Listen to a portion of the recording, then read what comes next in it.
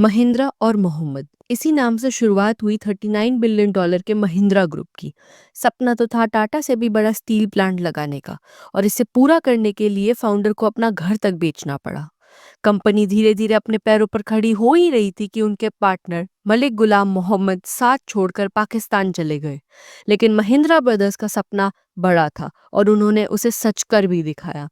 आज जब आप महिंद्रा का नाम सुनते हो तो शायद थार, XUV 700, ट्रैक्टर जैसे व्हीकल्स याद आते हो, लेकिन आज Mahindra group cars, buses, trucks, planes, tractor और बोट्स बनाने के अलावा सॉफ्टवेयर, फाइनेंशियल सर्विसेज, डिफेंस और इंफ्रास्ट्रक्चर में भी एक बड़ा नाम है। एक तरफ जहाँ ये जावा, ESD और BSA जैसे फेमस टू व्हीलर कंपनीज को ओन करती है, वहीं ये इटली की फेमस कार डिजाइन कंपनी पिनिफेरिना का भी ओनर है, जो फरारी और माजराटी जैसी कार्स को भी डिजाइन करता है। आखिर आनंद महिंद्रा ने ऐसा क्या कर दिखाया कि एक छोटी सी स्टील ट्रेडिंग कंपनी 100 से ज्यादा देशों में एक ग्लोबल ब्रांड बन गया। महिंद्रा ग्रुप की शुरुआत होती है 1892 से। ये उन दिनों की बात है जब JC महिंद्रा का बर्थ लुधियाना में हुआ। उनको मिला के वो 9 भाई बहन थे। वो बहुत छोटे थे जब उनके पापा की डेथ हो गई। उनको बचपन से ही आगे बढ़ने का बहुत जुनून था। उस टाइम भारत में अच्छी एजुकेशन मिलना बहुत डिफिकल्ट था, पर उन्होंने फिर भी अपने हार्ड वर्क से JTI जमशेदपुर टेक्निकल इंस्टीट्यूट से पढ़ाई पूरी करी। फिर उन्होंने अपने छोटे भाई KC महिंद्रा को हायर एजुकेशन के लिए कैम्ब्रिज यूनिवर्सिटी भेज दी। पढ़ाई पूरी होने के बाद JC महिंद्रा को टाटा स्टील में सीनियर सेल्स मैनेजर के पोजीशन पर अच्छी जॉब मिल गई, जहां उन्होंने 1929 से 1940 तक काम किया, जिसका रिजल्ट ये हुआ कि सेकेंड वर्ल्ड वॉर के टाइम पे भारत की गवर्नमेंट ने उन्हें पहला स्टील कंट्रोलर बना दिया। अगर बात उनके छोटे भाई KC महिंद्रा की करें तो 1940 में वो अमेरिका के अंदर इंडियन परचेजिंग मिशन में हेड बने, और 1945 में जब वो वापस इंडिया आए तब गवर्नमेंट ने उन्हें India coalfields committee automobile and tractor panel का चेयरमैन बना दिया। जब रिटायर हुए तो उन्होंने मलिक गुलाम मोहम्मद के साथ मिलकर एक स्टील ट्रेडिंग कंपनी की शुरुआत करी। यहीं से शुरू होता है महिंद्रा का बिजनेस एम्पायर। आज चाहे महिंद्रा ग्रुप एक पावरफुल व्हीकल्स के लिए जाना जाता हो, मगर सच तो ये है इस कंपनी की शुरुआत एक छोटी सी स्टील ट्रेडिंग कंपनी से हुई थी। लेकिन 1947 में इंडिया पाकिस्तान पार्टीशन हुआ, और इसका रिजल्ट ये रहा कि मलिक गुलाम मोहम्मद भारत छोड़कर हमेशा के लिए पाकिस्तान चले गए, और शायद उनको पाकिस्तान में अपना फ्यूचर दिखा और वो वहाँ के फाइनेंस मिनिस्टर बन गए। अब ये टाइम पीरियड महिंद्रा कंपनी के लिए बहुत सारे प्रॉब्लम से भरा हुआ था। पहली दिक्कत तो ये थी कि महिंद्रा एंड मोहम्मद नाम से कंपनी की सारी स्टेशनरी पर M&M प्रिंट हो चुका था, और इस पर फिर से फालतू खर्च नहीं करना चाहते थे। तो सॉल्यूशन ये निकाला कि कंपनी का नाम महिंद्रा एंड मोहम्मद के बजाय महिंद्रा एंड महिंद्रा रखेंगे। अब ज्यादातर लोग ये सोच रहे थे कि कंपनी सरवाइव नहीं कर पाएगी, पर महिंद्रा ब्रदर्स सारे एफर्ट्स लगाने लगे इसे सक्सेसफुल बनाने के लिए। अब तक महिंद्रा ग्रुप स्टील इंडस्ट्री में ठीक ठाक काम कर रही थी, पर उनको अब कुछ ऐसा करना था जिससे पूरा वर्ल्ड उनको जानने लगे। बस यहीं पे कदम रखा उन्होंने ऑटोमोबाइल इंडस्ट्री में। KC महिंद्रा अमेरिका की रोड्स पर जीप देखकर बहुत इंप्रेस हुए थे और इसे इंडिया में भी लाना चाहते थे। इसलिए उन्होंने विलीज कंपनी से कॉन्ट्रैक्ट साइन करके जीप को इंडिया में असेंबल करके बेचना शुरू कर दिया।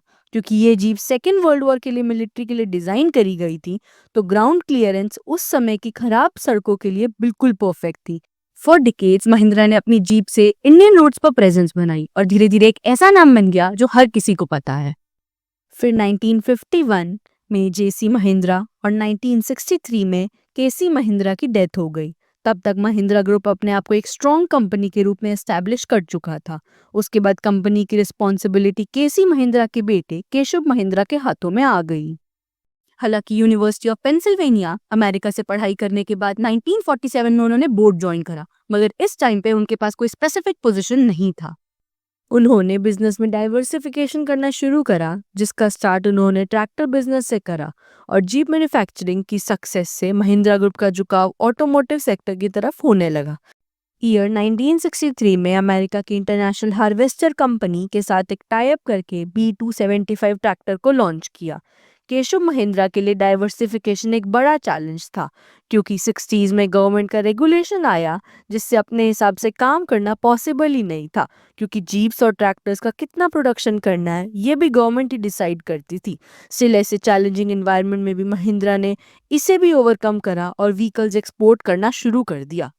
फिर 1986 में टेक महिंद्रा की शुरुआत हुई, जो आज top 10 IT services in world आता है।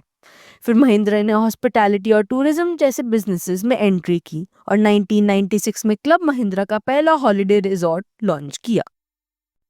केशव महिंद्रा जब 40 इयर्स के थे तब उन्हें कंपनी का चेयरपर्सन बनाया, तो उन्होंने 1963 से 2012 तक इसी पोजीशन पर रहे, यानी 48 इयर्स।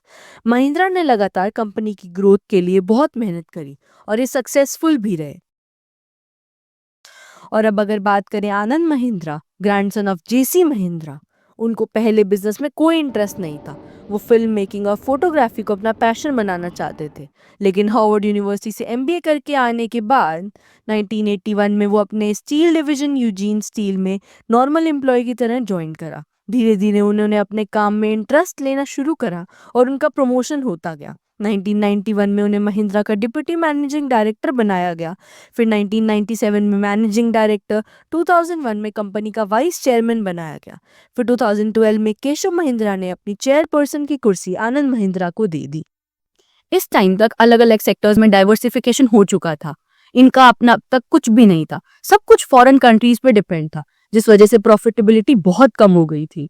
लीज के लाइसेंस पर जीप बेच रहे थे, इंटरनेशनल हार्वेस्टर के नाम पे ट्रैक्टर बना रहे थे, यहाँ तक कि उनकी IT firm Tech Mahindra British Telecom के साथ कोलैबोरेशन में काम कर रही थी। आनंद महिंद्रा ने एग्रेसिव डिसीजन लिए और फ्यूचर ओरिएंटेड अप्रोच की वजह से 1991 में जिस महिंद्रा ग्रुप का टोटल रेवेन्यू 1500 करोड़ रुपीस था, वो आज बढ़कर 1.428 ट्रिलियन से भी ऊपर पहुंच गया। लेकिन ये हुआ कैसे? असल में 90s के दौरान सुजुकी, हुंडई, जीएम जैसे ब्रांड्स के इंडिया में आने से मार्केट में लोगों के पास टाटा और महिंद्रा के अलावा भी कई ऑप्शंस आ गए जो गुड क्वालिटी, स्टाइलिश और फ्यूल एफिशिएंट थे। महिंद्रा की पुरानी जीप्स मॉडल में लोगों की दिलचस्पी कम होती गई, कुछ नए प्रोडक्ट्स लॉन्च किए गए, लेकिन वो भी उतने सक्सेसफुल नहीं हो पाए। तब आनंद महिंद्रा ने जिंदगी का सबसे बड़ा रिस्क लेने का डिसीजन लिया।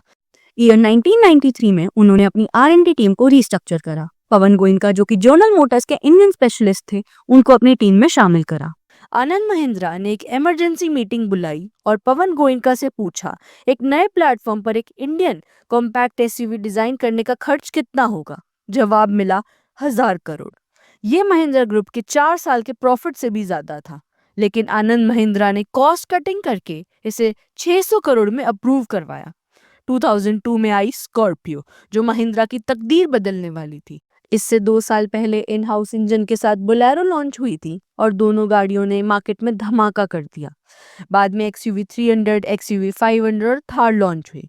थार एक स्ट्रॉन्ग ऑफ रोडर निकली, जिससे महिंद्रा की इमेज को भी और मजबूत कर दिया। आज भी ये कार्स इंडिया में काफी पॉपुलर है। सिर्फ ऑटोमोटिव नहीं, महिंद्रा डिफेंस पर भी इंडिया के साथ पूरा वर्ल्ड भरोसा करता है। स्कॉर्पियो की सक्सेस के बाद आनंद महिंद्रा ने ग्लोबल एक्सपेंशन स्टार्ट कर दिया। गुजरात ट्रैक्टर्स और पंजाब ट्रैक्टर्स को मर्ज करके 2010 तक महिंद्रा दुनिया का सबसे बड़ा ट्रैक्टर मैन्युफैक्चरर बन गया। उसके बाद काइनेटिक मोटर्स, रेवा इलेक्ट्रिक और यूके की लेजेंडरी जावा, एसजीबी ऐसे मोटरसाइकिल्स भी महिंद्रा के अंदर आ गई। फिर साउथ कोरिया की सैंगयोंग और इटली की पिनफरीना में कंट्रोलिंग स्टेक लेकर महिंद्रा ने ग्लोबल प्रेजेंस और स्ट्रॉन्ग कर ली। इसके अलावा महिंद्रा की 2 वर्ल्ड क्लास रेसिंग टीम्स भी हैं। आज महिंद्रा का 50% प्रॉफिट ऑटोमोटिव डिवीजन से आता है। आनंद महिंद्रा एक फॉरवर्ड थिंकिंग कॉर्पोरेट लीडर हैं, सोशल मीडिया पे एक्टिव हैं और हर साल मुंबई में महिंद्रा ब्लूज फेस्टिवल ऑर्गेनाइज कराते हैं। 1996 में उन्होंने नन्ही गली प्रोजेक्ट शुरू किया, जो अंडर प्रिविलेज गर्ल्स की एजुकेशन को सपोर्ट करता है। इन्हीं अचीवमेंट्स के चलते भारत सरकार ने 2020 में उन्हें पद्म भूषण से सम्मानित किया। अगर अभी प्रेजेंट की बात करें तो महिंद्रा एसयूवी मार्केट का लीडर है, मगर आने वाला टाइम इलेक्ट्रिक व्हीकल्स का है, जिसका लीडर है टाटा ग्रुप। अगले 10 to 15 ईयर्स में हर कंपनी को अपना इलेक्ट्रिक व्हीकल लाना होगा, वरना वो रेस में पीछे रह जाएंगे। इस सिचुएशन में सबसे ज्यादा टेंशन में है महिंद्रा। लोग एसयूवीज को पसंद क्यों करते हैं? बड़ी पावरफुल इंजन की आवाज और रोड पर एक ऑरा। और महिंद्रा अगर इन्हीं कार्स को इलेक्ट्रीफाई कर दे, इन्हीं पावरफुल इंजन्स को हटा के शांत कर दे, तो कौन लेगा इन्हें? और अगर इलेक्ट्रीफाई नहीं करता तो ईवी रेस में पीछे रह जाएगा। तो महिंद्रा करे तो करे क्या? तो इसका सॉल्यूशन निकाला गया ट्विन स्ट्रैटेजी। 2 अलग अलग अप्रोच ले रहे हैं। जो एग्जिस्टिंग पोर्टफोलियो है उन्हें टच नहीं करेंगे, पेट्रोल और डीजल वाले व्हीकल्स को वो ही रहने देंगे। स्कॉर्पियो, थार, एक्सयूवी इनको 2027 तक इलेक्ट्रीफाई करने के बारे में सोचेंगे भी नहीं, क्योंकि हमारे कई कस्टमर्स ऐसे हैं जिन्हें पावरफुल कार्स पसंद है, जिनके लिए पेट्रोल डीजल ही सब कुछ है। नया सेगमेंट लाएंगे जो ईवी व्हीकल्स का होगा। इलेक्ट्रिक व्हीकल के लिए नए 5 ब्रांड लेके आ रहे हैं अपकमिंग ईयर्स में। महिंद्रा का कहना है कि इनके 2 टाइप के कस्टमर बेस है। पहले वो जिनको इंजन का साउंड पसंद है, जो आउटडोर और लॉन्ग ट्रिप्स पर जाते हैं, जिन्हें सिर्फ पेट्रोल डीजल पर ही भरोसा है। दूसरे वो जो कह रहे हैं कि जिन्हें एनवायरनमेंट की फिक्र है, इलेक्ट्रिक लेना चाहते हैं और वो सिर्फ सिटी में ट्रैवल करते हैं। अब इससे तो ये समझ आता है कि महिंद्रा ईवी रेस में पीछे रह गया, मगर नहीं, महिंद्रा ही तो इसका सबसे पहला प्लेयर था। 2010 में महिंद्रा लाया था रेवा, इंडिया की फर्स्ट इलेक्ट्रिक कार। फिर लाया E20, पर बैटरी लाइफ और रेंज अच्छी नहीं थी, इसलिए चल नहीं पाई। फिर E-वेरिटो लॉन्च किया, पर प्रोडक्शन बंद हो गया। तो प्रॉब्लम क्या थी? लो रेंज और वीक बैटरी।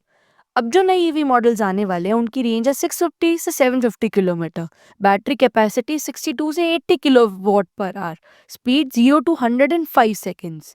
बैटरी वॉक्सवैगन से ले रहे हैं। अब महिंद्रा का जो न्यू ईवी आ रहा है XUV.E8, वो बॉर्न ईवी प्लेटफॉर्म पे बनाएंगे। तो अब ये बॉर्न ईवी प्लेटफॉर्म क्या है? व्हीकल जो है वो एक पर्टिकुलर प्लेटफॉर्म पे बनते हैं। पहले इंजन का प्लेटफॉर्म अलग होता है, कई कंपनीज ने उस पे इलेक्ट्रिक व्हीकल्स ही बना दिए, मगर महिंद्रा ईवी के लिए एक अलग से प्लेटफॉर्म लॉन्च कर रहा है, तो डिजाइन मॉडल सबसे डिफरेंट रहेगा। चैलेंजेस की बात करें तो कंपटीशन बहुत टफ है।